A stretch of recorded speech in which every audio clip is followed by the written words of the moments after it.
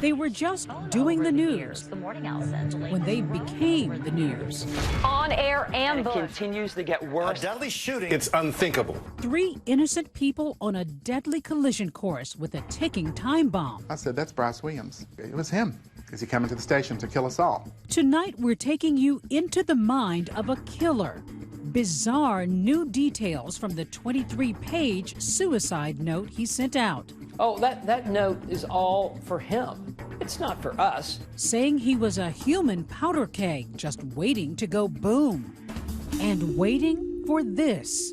The early shift at WDBJ-TV, Roanoke, Virginia. Popular local personalities, reporter Allison Parker and cameraman Adam Ward.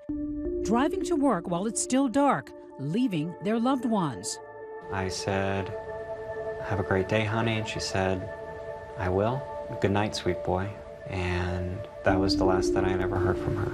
While they're getting ready to go on the air, so is Bryce Williams, a.k.a. Vester Flanagan. He'd been hired there. Bryce Williams, WDBJ-7. And fired there. And in 2 years, he didn't darken our doorstep. A loose cannon plotting his revenge, desperate for just one more close-up. He got it. Okay, not sure what happened there. My brain wasn't thinking gunshots. Neither was the morning producer, whose cameraman fiancé was just gunned down live on air. The man she was going to marry was shot and killed. In front of her eyes. In front of her eyes. Tonight, we're taking you from the manhunt. Suspect is believed to be armed and dangerous. Through his growing madness. I think of the Vester that I met 10 years ago, and they look like Jekyll and Hyde. Job by job, to the breaking point. I noticed him in the rear view of my car. I hope he doesn't have a gun. He gets all of this attention the last few hours he's alive, and that's what he was looking for. Could he have been stopped before 2 innocent lives were taken? Good evening. I'm Deborah Roberts. David and Elizabeth are on assignment tonight. For so many of us, like myself, who started out in small TV stations or any kind of small office where everyone is family, this tragedy hits close to home. 15 gunshots turning a workplace into a sort of war zone. But one bit of good news tonight is that one of those victims, Vicki Gardner, is up and talking. Her husband sharing details of that horrific shooting that no one has heard before now. Here's Jim Avila. Vicki Gardner woke up this morning to her brave new world, a world where she's lucky to be alive, the lone survivor of a gunman's killing spree. When she came to in the recovery room, the doctor told me that the prognosis is she's going to make a full recovery, minus a kidney and some other small parts. A tremendously positive prognosis after 2 surgeries on her back and kidney, since Vicki believes the gunman was intent on killing her as well. Yet she told her husband she never saw any of it coming. There's a bright light in her face, a camera with a light. Good morning, Allison.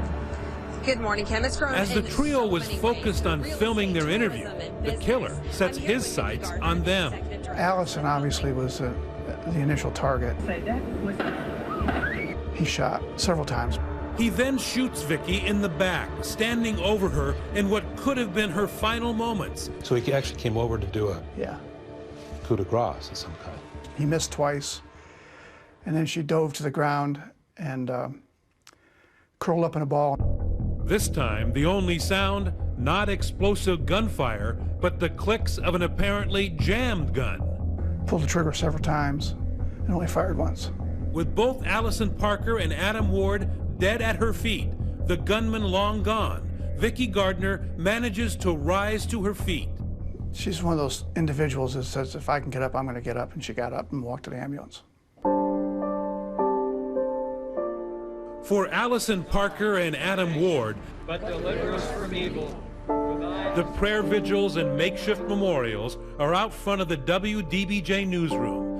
And inside, Steve Grant, who is an anchor at our sister station, KY. Colleagues from sister stations in the Midwest have flown in to help as the grief-stricken staff struggles with shock over the loss of 2 colleagues.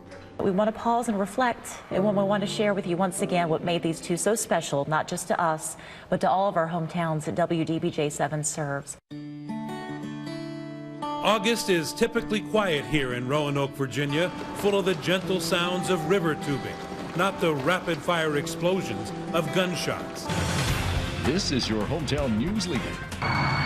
So we just caught somebody going 69. The speed limit. 24-year-old reporter Allison Parker was there to cover everything from bacon fests and charity events to a recent series on child abuse. Experts say neglect is a form of child abuse that is just as damaging as physical or sexual abuse. 27-year-old cameraman Adam Ward, a big personality known for his sense of fun, was also a big part of the news family, occasionally turning the camera on himself, like the day he took part in the weather quiz.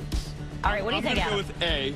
I'm going to go with A. And Adam was correct. High-level winds can rip a hurricane apart. All right, good He job. is so happy. You have no idea.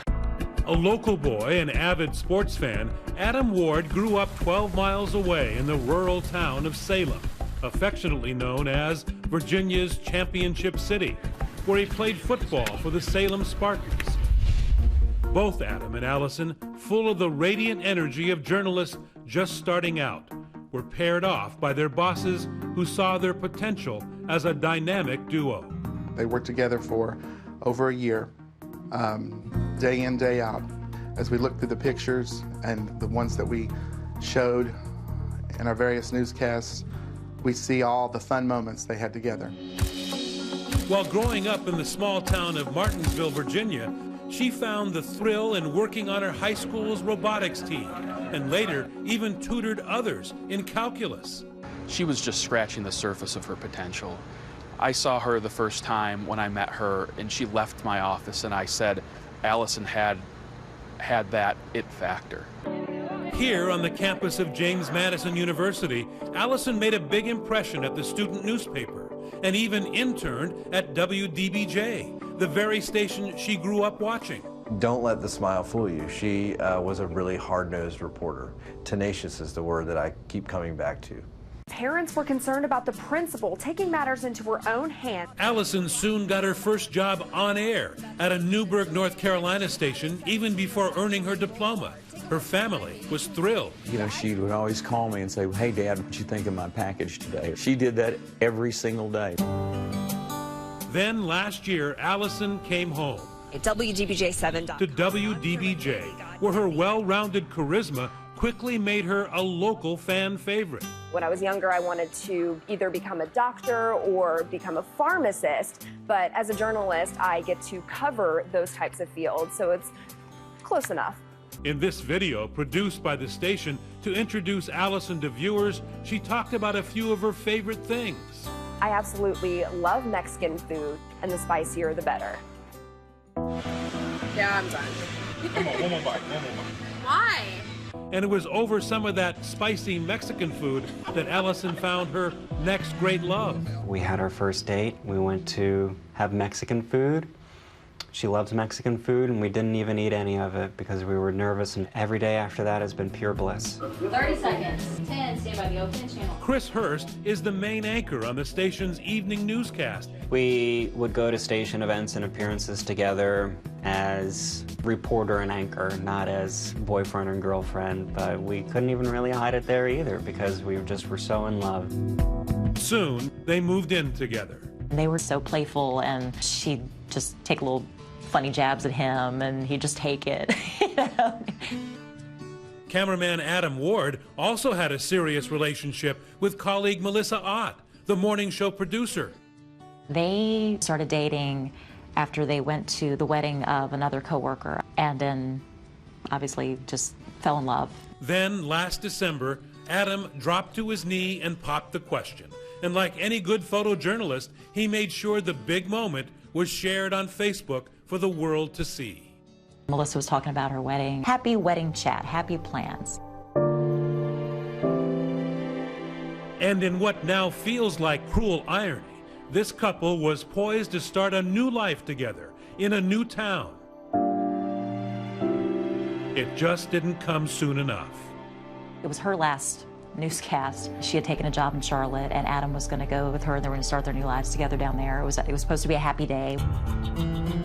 But little do either of these young colleagues know that their fates will soon reconnect with a killer. a former co-worker they've all but forgotten. But he's never forgotten them.